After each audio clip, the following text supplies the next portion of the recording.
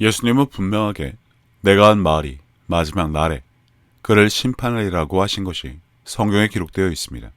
물론 우리는 주님이 하신 모든 말씀을 성경을 통해 알 수 있고요.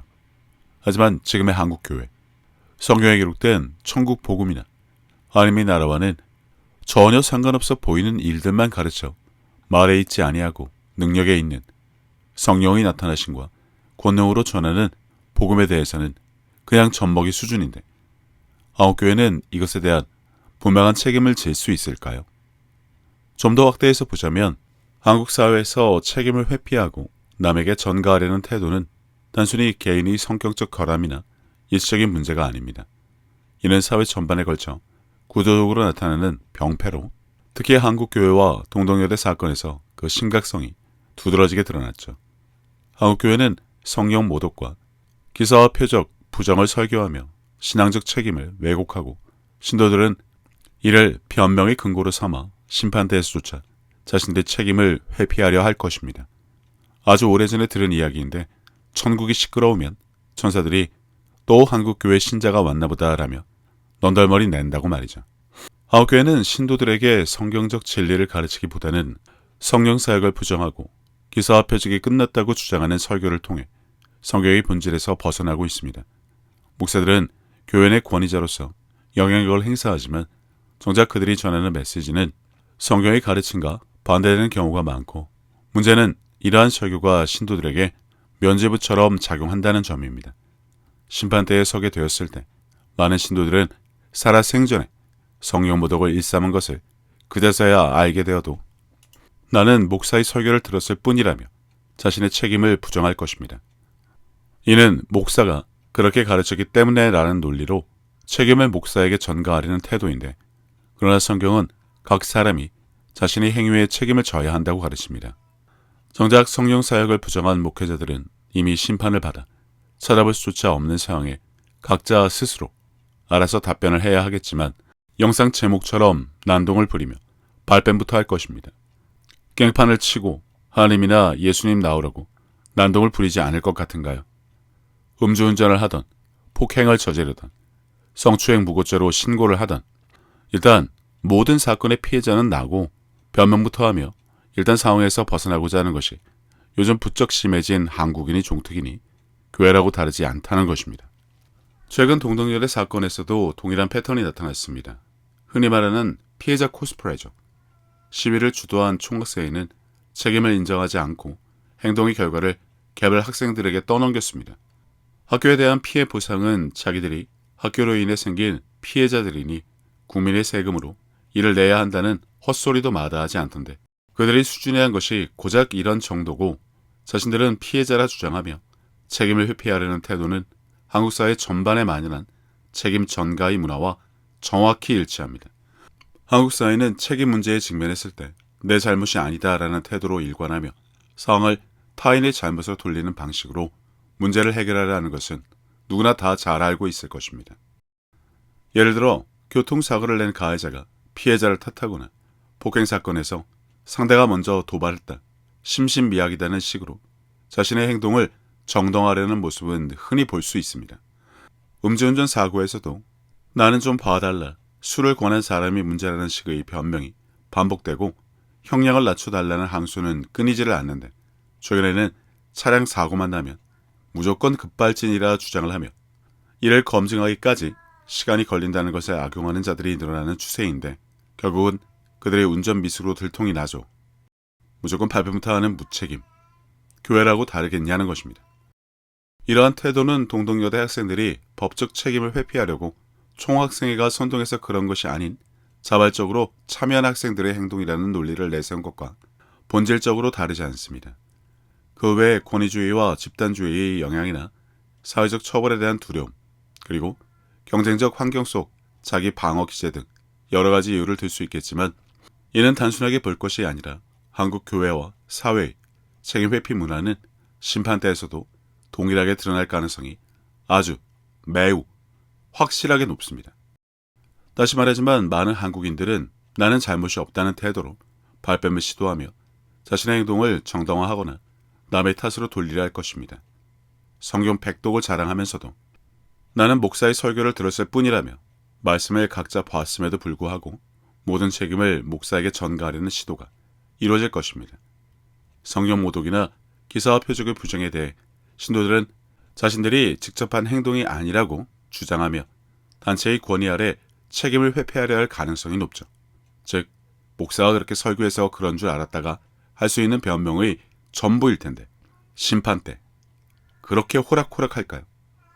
예수님은 분명 그분이 하신 말이 심판을 하신다 그러시고 성령 모독은 사하심을 받지 못하는 죄라고 하시는데 살아생전에 그렇게 성령 사역을 악한 영들의 사역으로 알고 기사와 표적을 부정하며 성령 모독을 일삼고도 그때 가서는 그렇게 배운 것이 잘못이니 목회자들에게 죄를 돌리라고 하면 그렇게 될까요?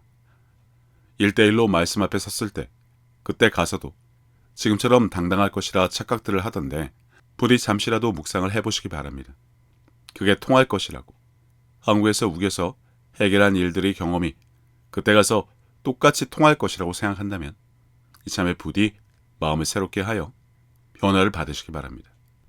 여기에 더더욱 문제를 키우는 것이 한국인이 안전불감증인데 한국 사회와 교회는 오래전부터 책임 회피와 안전불감증의 병폐에 깊이 빠져 있습니다. 음주운전, 교통사고, 산업재해 등 사회적 문제에서 드러나는 안전불감증은 단지 물리적 사고에만 국한되지 않고 영적 차원에서도 심각한 문제를 낳고 있습니다. 특히 한국 교회는 성경에 명확히 기록된 성령 모독의 경고를 무시하며 심판이라는 필연적 현실을 회피하고 천하태평의 태도로 일관하고 있습니다. 가장 큰 문제는 교회 목사가 그랬다면 성경보다 사람의 말을 더 높인 결과란 것이죠. 그리고 그것을 믿음이라 생각한다는 것이고요. 성경은 성령 모독의 죄가 용서받지 못할 것임을 분명히 경고하나 한국교회의 현실은 이와는 정반대의 방향으로 나아가고 있습니다. 성령 사역과 은사를 부정하며 기사와 표적이 현대에는 끝났다고 주장하는 설교가 버젓이 이루어지고 있습니다.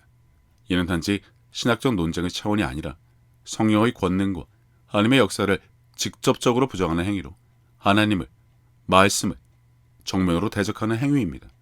이러한 교회의 태도는 성령 모독의 죄를 정당화하며 신자들에게 왜곡된 신앙을 주입하는 데 일조하고 있는데 전혀 아랑곳하지 않습니다.